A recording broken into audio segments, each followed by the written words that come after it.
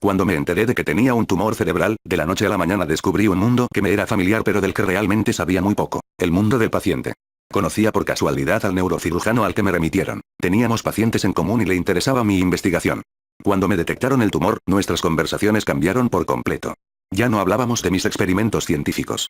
Tuve que desvelar los detalles más personales de mi vida, describir con pelos y señales los síntomas que tenía. Hablábamos de mis dolores de cabeza, de mis náuseas, de las probabilidades que tenía de sufrir ataques. Despojado de mis atributos profesionales, pasé a engrosar las filas de los pacientes. Yo sentía que mi mundo se tambaleaba y perdía pie. Me aferré lo mejor que pude a mi estatus de médico. Patéticamente más bien, acudía a las citas con mi bata blanca, con el nombre y la titulación bordados en azul. En mi hospital, donde la jerarquía solía marcarse mucho, las enfermeras y los camilleros que sabían que eras médico te llamaban doctor con mucho respeto. Pero en cuanto te echabas en una camilla y dejabas colgada la bata blanca, pasabas a ser el señor tal o cual, o bien, las más de las veces, majo. Te tocaba esperar como todo el mundo en sala de espera que antes, cuando aún eras el médico, cruzabas como una exhalación, con la cabeza alta, evitando mirar a los ojos a los pacientes para que no te asaltaran. Como a todo el mundo, te llevaban en silla de ruedas a la sala de examen. ¿Qué más daba que el resto del tiempo fuese de un lado para otro por esos mismos pasillos, a todo correr?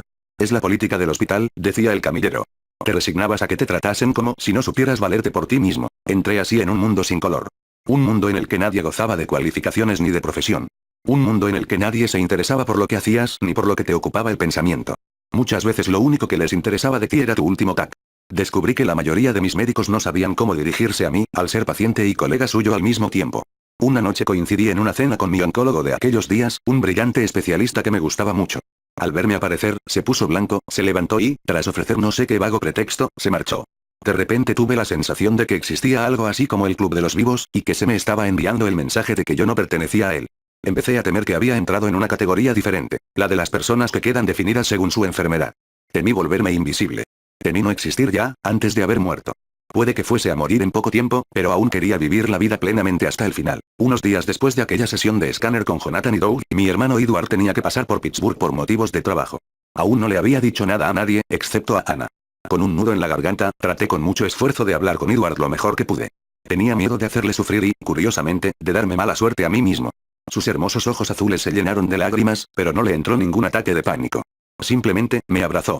Lloramos un rato, juntos, y luego hablamos de los posibles tratamientos, de las estadísticas, de todo lo que iba a tener que afrontar en adelante. Y acabó haciéndome reír, algo que siempre se le había dado de maravilla. Me dijo que cuando me afeitasen la cabeza, por fin podría lucir ese aspecto pan con el que había fantaseado a los 18 años, pero que nunca me había atrevido a hacerme.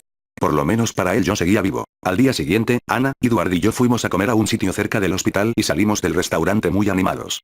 Los viejos recuerdos que íbamos rememorando nos hacían reír tanto que tuve que agarrarme a una farola. En ese preciso instante Doug cruzaba la calle en dirección a nosotros, apesadumbrado y pasmado al mismo tiempo. ¿Cómo te puedes reír de esa manera cuando te acaban de dar semejante noticia? Me quedé consternado. Al parecer, la mayoría de la gente consideraba que no estaba bien reírse con ganas si tenías una enfermedad grave.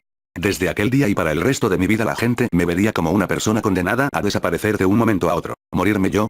Imposible. Aparte de todo eso estaba la fastidiosa cuestión de la muerte en sí. Muchas veces la primera reacción al diagnóstico del cáncer es de incredulidad. La mente se revela cuando intentamos imaginar nuestra propia muerte. Como si fuese algo que solo le pasa a los demás. Tolstoy describe perfectamente esta reacción en La muerte de Iván Ilich. Como otra mucha gente, me identifiqué con esa historia. Iván Ilich es un juez que vive en San Petersburgo. Lleva una vida estructurada y bien organizada, hasta el día en que cae enfermo. Nadie le dice la gravedad de su situación, pero él termina dándose cuenta de que se está muriendo. En ese instante, todo su ser se rebela contra esa idea. Imposible. En lo más hondo de su corazón supo que se estaba muriendo. Pero no solo no se hacía a la idea, sino que, simplemente, no lograba aprehenderla. El silogismo que había aprendido de la lógica de Kiesewetter, Cayo es un hombre. Todos los hombres son mortales. Por tanto, Cayo es mortal, siempre le había parecido correcto aplicado a Cayo, pero de ninguna manera si lo aplicaba a su propia persona. Ese Cayo, el hombre en abstracto, era mortal. Perfectamente correcto. Pero él no era Cayo, ni ningún hombre abstracto, sino una criatura distinta, totalmente distinta del resto de criaturas. De pequeño era Vania, con una mamá y un papá, con mi tía Ibolida, con su cuidadora y su cochero, y luego también con Katenka, con todas las alegrías y las penas, con los gozos de la infancia, de la pubertad y de la juventud. ¿Qué sabía ese Cayo de cómo olía aquella pelota de cuero, con rayas, que tanto había apreciado el pequeño Vania? ¿Acaso Cayo había besado la mano de su madre igual que él? ¿Había hecho frufru la seda de su vestido para Cayo igual que lo hacía para él? ¿Había armado él las mismas trifulcas que Vania en el colegio cuando los dulces estaban rancios? ¿Se había enamorado igual que él? ¿Sabía presidir una sesión igual que él? Cayo era realmente mortal y le correspondía morir algún día. Pero para mí, para el pequeño Vania, para Iván Ilich, con todos mis pensamientos y mis sentimientos, la cosa es totalmente diferente. No puede ser que yo haya de morir. Sería demasiado horrible. Hasta que por alguna razón nos topamos con la mortalidad, la vida nos parece infinita y no queremos verla de otra manera. Nos parece que siempre vamos a disponer de tiempo para iniciar la búsqueda de la felicidad.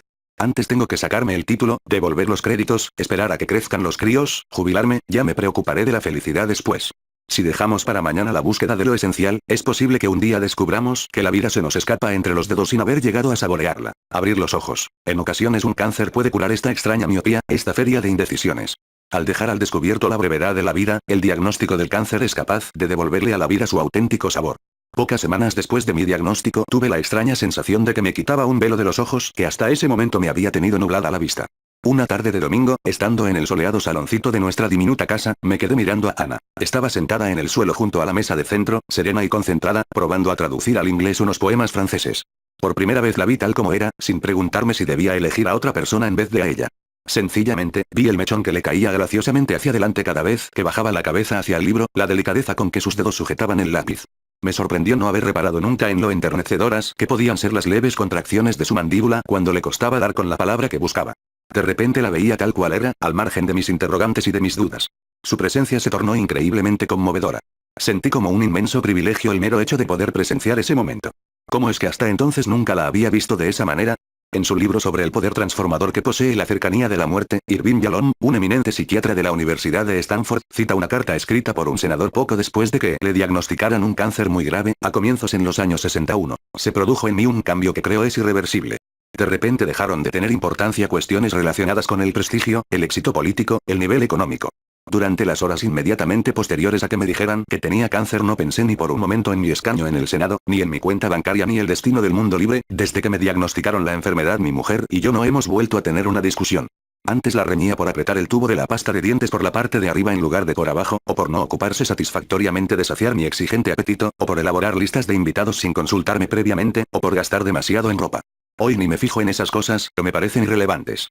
Las ha sustituido una nueva percepción de todo aquello que antes daba por hecho. Salir a comer con un amigo, acariciarle las orejas a Muzek y escuchar su ronroneo, contar con la compañía de mi mujer, leer un libro o una revista bajo el sereno cono de luz de la lámpara de mi mesilla de noche, asaltar la nevera por un vaso de zumo de naranja o un trozo de pastel de moca. Creo que por primera vez estoy realmente saboreando la vida. Me doy cuenta finalmente de que no soy inmortal. Me estremezco de pensar en todas las ocasiones en que malgasté mi propio ser, aún encontrándome en plena forma física, por orgullo malentendido, por valores equivocados o por afrentas imaginarias. Así pues, la proximidad de la muerte puede llevar a veces a una especie de liberación. Bajo su influjo, la vida adquiere de pronto una intensidad, una resonancia y un sabor que quizá desconociéramos hasta entonces. Por supuesto, cuando llega el momento nos entra la desesperación por tener que partir, de modo similar a lo que sentimos cuando tenemos que despedirnos de alguien a quien hemos querido y que sabemos que no volveremos a ver nunca más. Muchos de nosotros tememos esa tristeza. Pero, al fin y al cabo, ¿no sería peor marcharnos sin haber probado todo el sabor que tiene la vida? ¿No sería muchísimo peor no tener motivos para entristecernos en el momento de partir? Confieso que al principio yo tuve un largo camino que recorrer.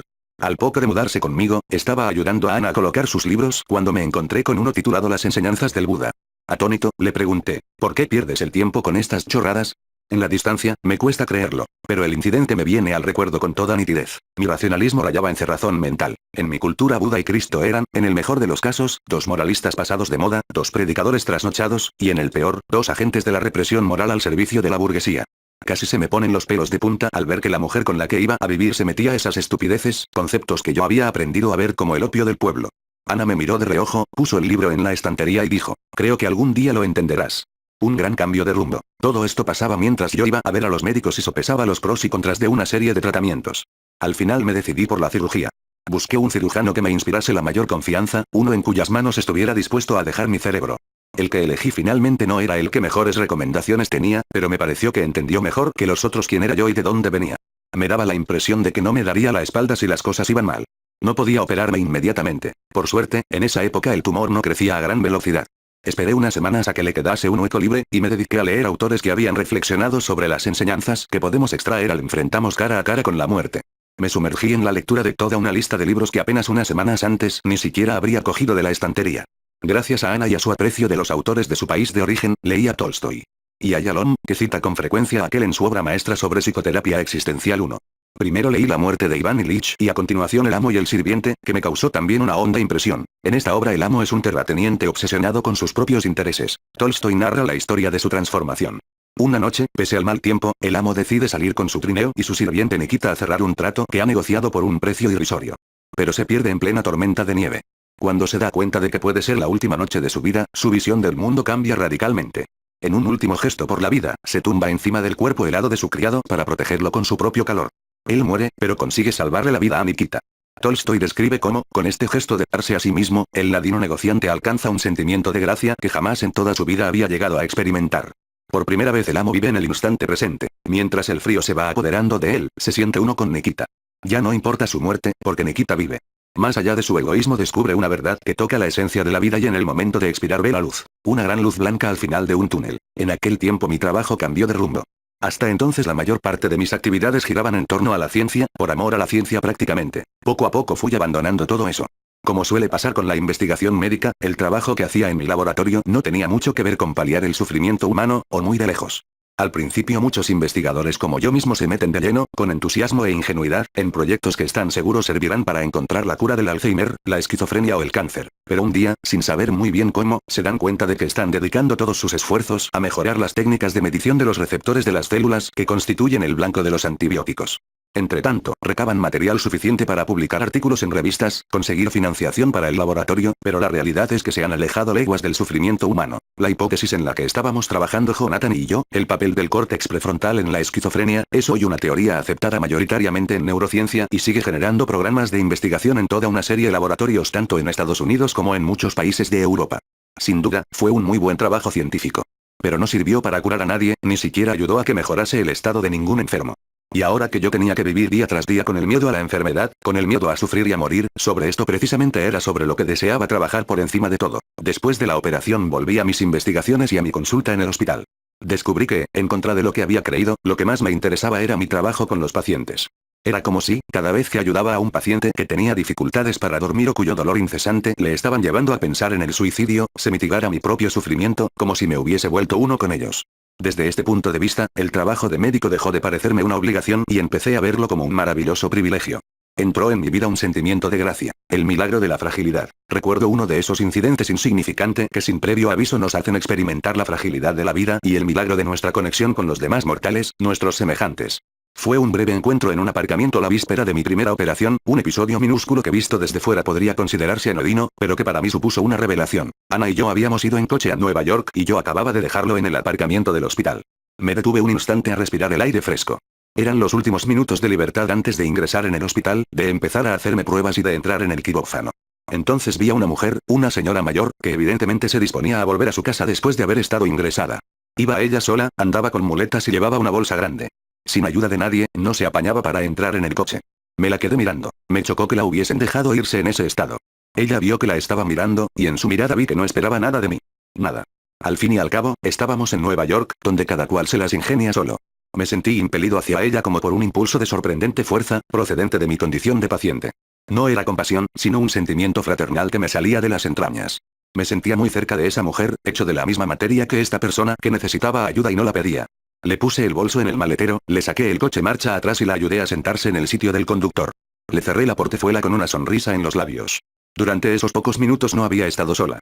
Yo me alegré de haber podido realizar ese pequeño servicio. A decir verdad, fue ella la que me hizo a mí un favor al necesitarme justo en ese momento. Me dio la oportunidad de sentir que formábamos parte de la misma condición humana. Nos hicimos mutuamente un regalo. Todavía hoy puedo ver sus ojos, en los que mi gesto había alentado una especie de confianza en el prójimo, la sensación de que podía confiar en la vida si le ponía en el camino la ayuda que necesitaba cuando la necesitaba. Casi no nos dijimos nada, pero estoy seguro de que ella también percibió la misma conexión, una conexión única y muy valiosa. Aquel encuentro me reconfortó. Todos nosotros, los vulnerables, podíamos ayudarnos los unos a los otros y sonreír. Entré en el quirófano en paz. Salvar la vida, hasta el final todos necesitamos sentirnos útiles para los demás. Es un alimento indispensable para el alma, cuya ausencia produce un dolor que resulta tanto más desgarrador cuanto más cerca estamos de la muerte. Gran parte de lo que denominamos miedo a la muerte procede del temor a que nuestra vida no haya tenido sentido, del temor a que hayamos vivido en vano, a que nuestra existencia no haya representado algo para alguien o para algo. Un día me pidieron que fuese a ver a Joe, un joven con el cuerpo entero tatuado y que había tenido una larga historia de alcoholismo, drogas y violencia. Cuando le dijeron que tenía un tumor cerebral, se había puesto fuera de sí y había empezado a tirarlo todo. Las enfermeras, aterrorizadas, no se atrevían a acercarse. Cuando me presenté, como psiquiatra, Joe parecía un león enjaulado pero accedió a hablar conmigo. Me senté a su lado y le dije, acaban de informarme de lo que te han dicho. Sé que estás como una furia. Supongo que tiene que dar bastante miedo también. Él se lanzó a una diatriba, pero a los 20 minutos se echó a llorar. Su padre era alcohólico, su madre una mujer retraída y emocionalmente ausente, no tenía amigos y sus colegas del bar probablemente le darían la espalda. Estaba perdido. Le dije, no sé lo que podré hacer por ti. Pero sí te puedo prometer que te veré todas las semanas mientras te sirva de ayuda. El chico se tranquilizó y vino a verme cada semana, durante 6 meses, hasta que murió. Durante nuestros encuentros yo no tenía gran cosa que decir, pero le prestaba atención. Había trabajado como electricista una época, pero desde hacía años no trabajaba en nada y vivía de subsidios estatales. No se hablaba con sus padres. Se pasaba el día entero viendo la tele. Estaba terriblemente solo. Pronto comprendí que lo que hacía intolerable la muerte era el no haber hecho nada con su vida. Le pregunté si en el tiempo que le quedaba podía hacer algo que fuese útil para alguien. Nunca se lo había planteado. Se tomó su tiempo para meditarlo y entonces contestó, en mi barrio hay una iglesia. Creo que podría hacer algo por la parroquia. Necesitan un sistema de aire acondicionado. Yo sé instalarlo. Lo animé a que fuese a hablar con el sacerdote, el cual se mostró encantado con su ofrecimiento. Joe se levantaba cada mañana para acudir a su trabajo, en el tejado de la iglesia. La cosa iba muy poco a poco. Debido al gran tumor cerebral que tenía, le costaba concentrarse. Pero no había prisa. Los parroquianos se acostumbraron a verlo allá en lo alto, encima del tejado. Le decían cosas, le llevaban un bocadillo y un café para almorzar. Cuando me lo contaba se le llenaban los ojos de lágrimas. Por primera vez en su vida estaba haciendo algo que otras personas valoraban de verdad. Se convirtió en una persona totalmente diferente y nunca más le dio un ataque de furia. En realidad, bajo su ruda apariencia se escondía un gran corazón. Un día Joe no pudo ir a trabajar. Su oncólogo me llamó para comunicarme que estaba ingresado, que se acercaba el final y que iban a llevarlo a cuidados paliativos. Subí a su habitación y la encontré inundada de sol. Él estaba tumbado en la cama, casi dormido. Le habían retirado todas las vías intravenosas. Me senté en su cama para decirle adiós y él abrió los ojos. Intentó decirme algo, pero estaba sin fuerzas. Levantó débilmente una mano y me indicó que me acercara. Arrimé la oreja derecha a sus labios y le oí murmurar, que Dios le bendiga por haberme salvado la vida. Todavía llevo dentro la lección que me enseñó, en el umbral de la muerte, todavía podemos salvar la vida. Aquello me dio la confianza suficiente para llevar a cabo la labor que tenía que hacer por mí, prepararme para cuando llegase la hora. En cierto modo, Joe me salvó la vida también. He celebrado el 14º aniversario de mi diagnóstico de cáncer. No logro recordar la fecha exacta de aquella sesión de escáner con Jonathan y Doug, solo me acuerdo de que fue en torno al 15 de octubre. Por eso, los días que van entre el 15 y el 20 de ese mes son para mí unos días especiales, un poco como un Yom Kippur o una Semana Santa o el ayuno del Ramadán. Es un rito íntimo. Me tomo el tiempo de estar a solas. A veces hago una especie de peregrinación privada a una iglesia, a una sinagoga, a un lugar santo. Reflexiono sobre lo que me ha pasado, sobre el dolor, el miedo, la crisis. Y doy gracias porque todo eso me transformó, porque soy un hombre mucho más feliz desde aquel segundo nacimiento 1.